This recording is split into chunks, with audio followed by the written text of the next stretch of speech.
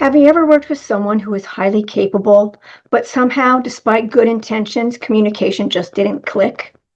Maybe expectations were misread, feedback landed wrong, or teamwork felt harder than it needed to be? Many times, those moments are not just about personality, they're often about culture. Today's workplace is more diverse than ever across ethnicity, different generations, geography, language, identity, and lived experience. Most of us are aware of diversity. We value it. We search for it. We talk about it. But awareness alone doesn't always tell us what to say, how to listen, or how to act when differences show up in real time. That's where cultural competence comes in. I'm Dr. Denise Ogden. I'm a professor of marketing for Penn State World Campus, and I also teach our Managing Diversity course. My goal today is to help us turn awareness into action. In this presentation, we'll explore what cultural competence looks like, how it shows up in everyday interactions, and a few practical ways that we can all strengthen it starting today.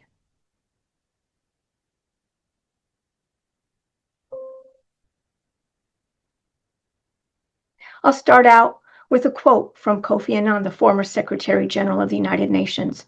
Tolerance, intercultural dialogue, and respect for diversity are more essential than ever in a world where people are becoming more and more closely interconnected. So today we're going to go over some definitions that will help you to understand cultural competency, the relationship to inclusion, and then ways to develop competence. Cultural competency is a set of congruent behaviors, attitudes, and policies that come together amongst professionals and enables those professionals to work effectively in cross-cultural situations. Some other terms are culturally aware, culturally effective, multicultural competence, and culturally proficient.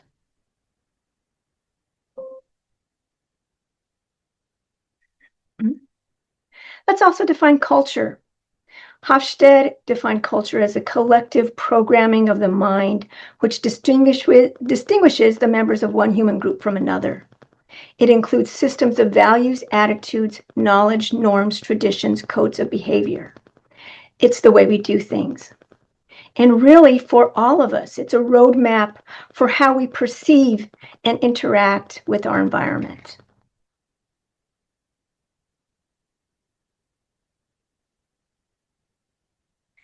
According to Hall, we can view culture as an iceberg.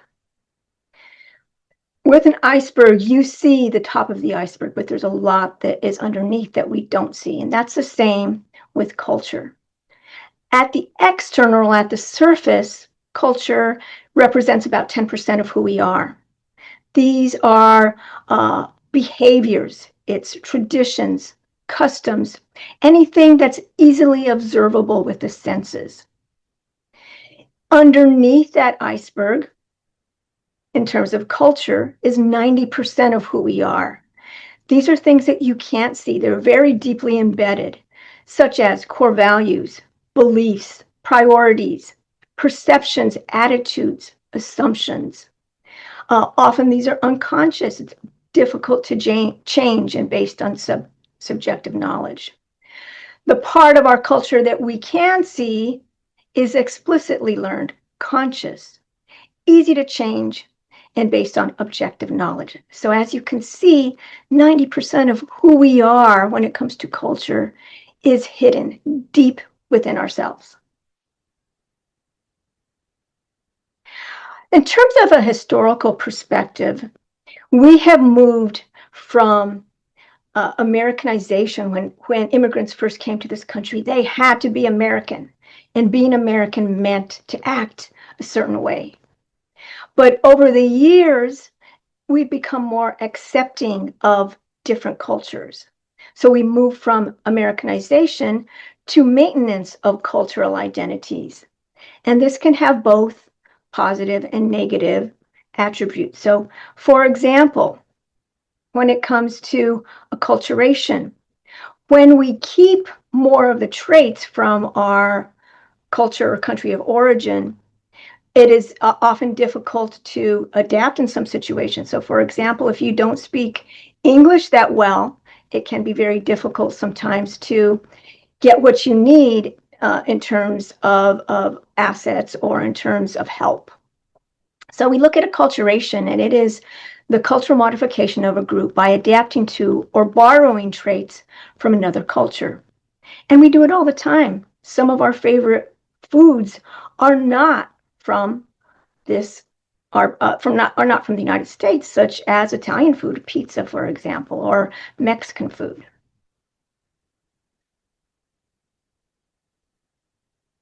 So what happens is we can view acculturation on from unacculturated to assimilation. The unacculturated person maintains full maintenance of their heritage of country or origin. These are people who first come to our country, for example, and they may not know a lot about American culture. But then over time, the acculturation process takes place, and for many, they become fully assimilated into the mainstream culture, full adaptation of mainstream values. For example, for myself, my heritage is Latina. So my family is from Spain and Mexico. But because I was born in this country and have lived in this country for many years, I have become, for the most part, fully assimilated into the mainstream values of the United States. What's happening today is that organizations are in transformation. So we can look at some of the drivers and the outcomes of this transformation. Obviously, drivers that organizations need to survive. It's a very competitive environment. So there's high performance expectations. They want to be competitive. They want to have sustainable results. And then we can look at the marketplace, community, and workplace. In terms of the marketplace, you have your customers, the competition, suppliers, regulators, this globalization pressures. With the community, you have the public image, this corporate social responsibility, infrastructure needs, and you want to be the stock of choice, the business of choice. With the workplace, you have a lot of changes taking place, new contracts, loyalty, employees' desire for flexibility, and you even have multiple generations and races and ethnicities in the workplace. So with all those drivers, the outcome is that you want to be a preferred employer, a business partner of choice, and a high-performing work culture.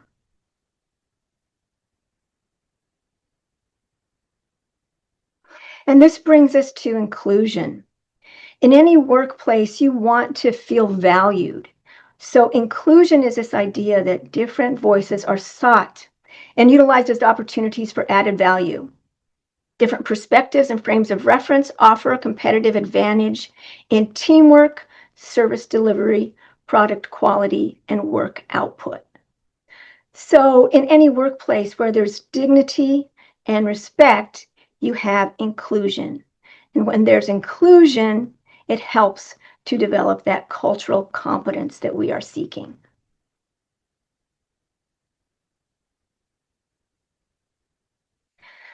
The goal of inclusion is to create an environment of involvement, respect, and connection, where the richness of ideas, backgrounds, and perspectives are leveraged to create value and overall success. Who wouldn't want to work in an environment with these goals? So let's take a look at cultural competency. Cross and colleagues say there's 5 important factors: that you value diversity, valuing diversity, and then valuing also inclusion. Having that capacity for cultural self-assessment, for looking at yourself and saying, what do I do well? Where can I do better?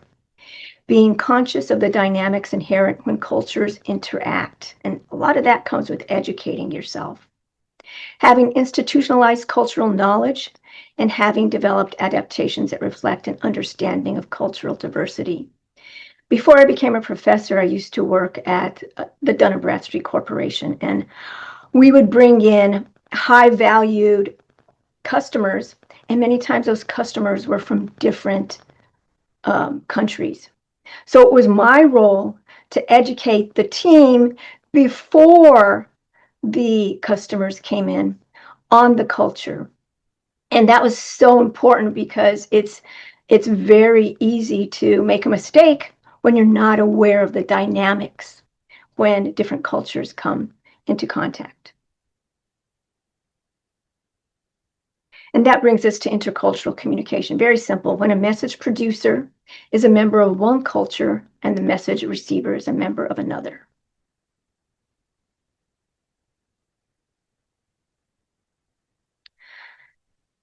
Barna identifies some stumbling blocks in intercultural communication. The first is assumed similarity. We often assume that the way we do things is the way another person does things.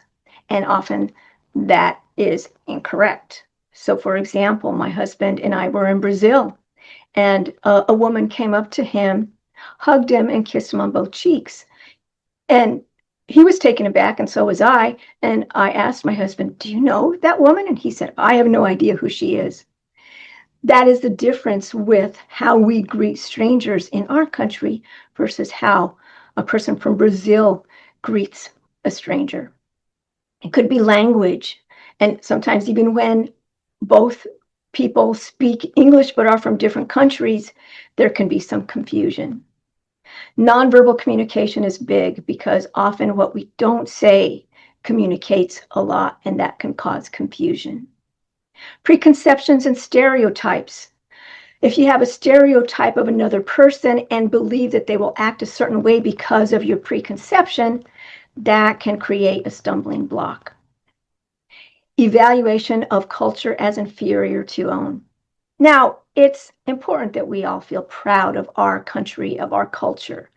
But when you treat another person as less than because they come from a culture that you perceive as inferior, that is a big stumbling block in intercultural communication.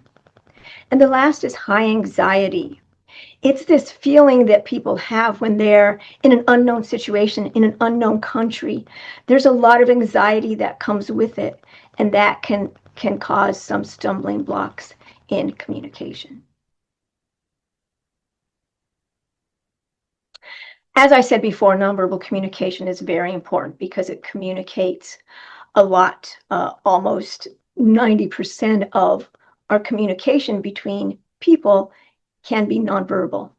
So when we look at nonverbal communication, there are some areas that are of special importance. For example, proxemics, space and interpersonal relationships. In the US, our space is typically a arm's length away. Right? This is how we talk to people at arm's length away. But in other countries, that personal space is much closer. So that when you come into contact, for example, for someone who is speaking to you very close to your face, you feel a little invaded. That's proxemics, and that can differ by culture. Kinesics is body movement and facial expressions. The way we move, the way we express the way we express ourselves through body movement is different based on culture. Haptics is touch.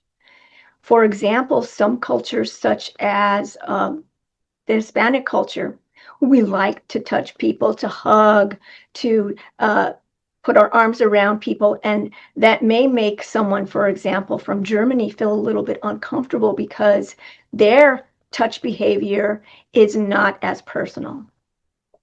And then there is oculesics, which is eye contact. Eye contact differs by culture. So, for example, I had a student who would intently stare at me during class, and I became a little bit uncomfortable. But then I realized that he was from a country where eye contact is of very importance, and when you are staring at a person, that is a sign of respect. So once I realized that, I was less uncomfortable with what I perceived as staring behavior, but what he was doing was respecting what I was saying. So I want you to think about your organization and how you value differences. At the very low level, you tolerate differences, which is not very productive. But as you go up, you can accept and value. And cultural competence says that you celebrate differences, that you embrace those differences.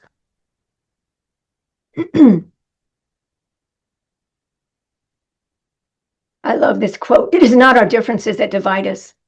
It is our inability to recognize, accept, and celebrate those differences, by Audre Lorde.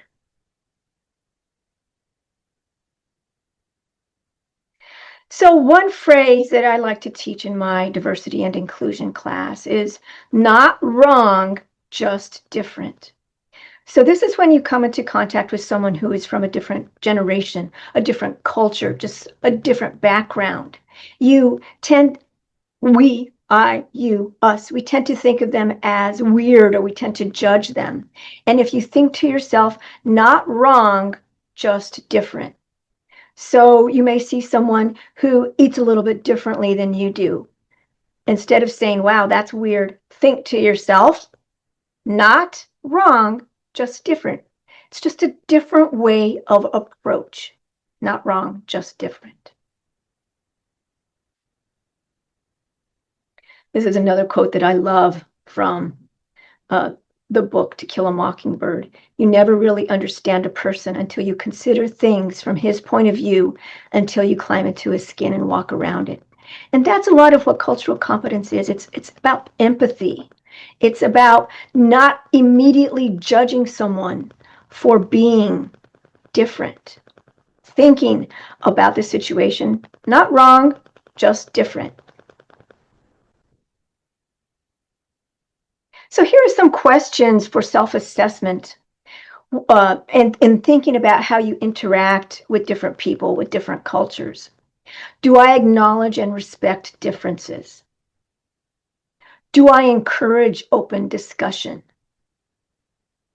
Am I communicating openly and clearly? Are my words or actions being misrepresented? Are my assumptions creating barriers?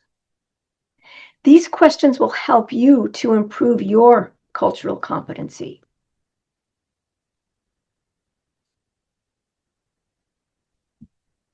And here are some tips for intercultural communications. Assume differences until similarity is proven. So don't make that assumption that everybody does things the same way. Assume differences until similarity is proven. Take responsibility for communication. I remember once we had some customers who were from Japan, and I and my colleagues had a hard time understanding them. Now, keep in mind, English is not their first language. We were very happy that they could speak English, but it was a little broken and difficult for us to understand. So I took responsibility for communication by saying, I apologize, I'm a little slow today. Could you repeat that? Instead of, I don't understand what you're saying. See the difference? Taking responsibility for communication. Withholding judgment. We've talked about this. Show respect and empathy. Tolerate ambiguity. When you come into contact with different cultures, it can be unsettling. So tolerate ambiguity.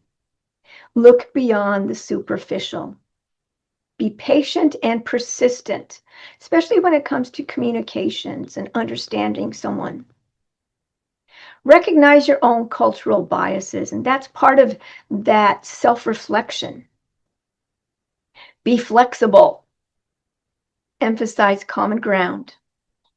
Work with people. Want to work with people who are different from you. Step out of your comfort zone and learn when to be direct. And I love Anne Frank. I was very fortunate to go to the Anne Frank house, and such a wonderful experience. We all live with the objective of being happy. Our lives are all different and yet the same.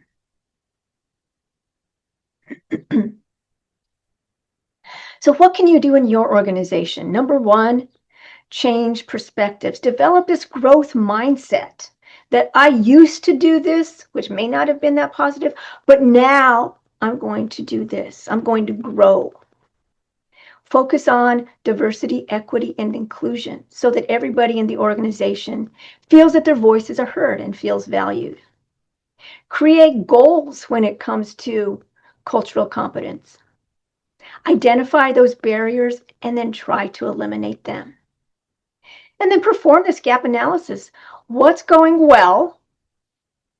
Where are we now? Where do we want to be? And what are we going to do to get there?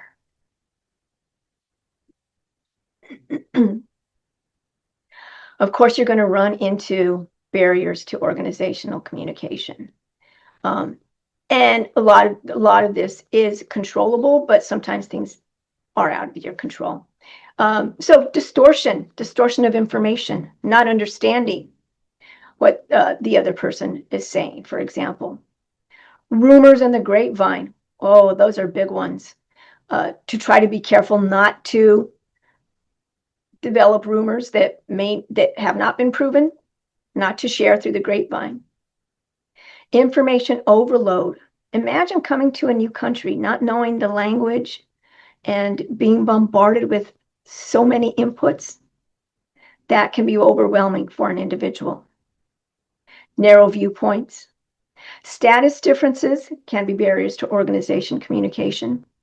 The culture, slowed communications that you may not get information in time, and then that leads to distortion or rumors. There could be boundary difference, and there could be diversity issues such as the management not supporting diversity and inclusion within an organization. I love this quote from Malala. When the whole world is silent, even one world becomes powerful.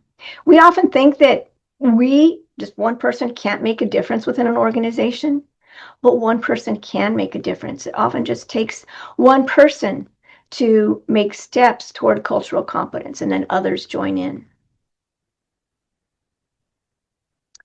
So what is your role? What can you do? Well, you can be a catalyst for cultural competency, for inclusion, for talking about how to improve the work environment.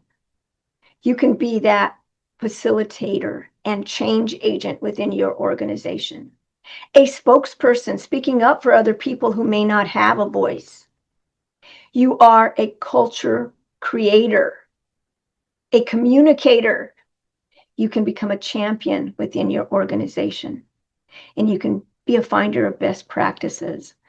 Back in my previous career, when we were going down the journey of inclusion, I was a trainer, and so I attended the training session, and it was 2 weeks of intense training so that we can then go out to various locations to teach people about diversity and inclusion. And part of our role is to find the best practices, find out what other companies are doing in this area, and don't reinvent the wheel. And I discovered that companies are willing to share, are willing to give you material. And that really helped us to develop our training and our own best practices. So in conclusion, we learned a lot today about cultural competence. I want to close with this quote by Franklin Thomas. One day our descendants will think it incredible that we paid so much attention to things like the amount of melanin in our skin or the shape of our eyes or our gender, instead of the unique identities of each of us as complex human beings. We are complex human beings. Cultural competence is about being curious rather than judgmental, intentional rather than reactive, and skilled at navigating differences in a way that builds trust, inclusion, and results. Thank you. Take care.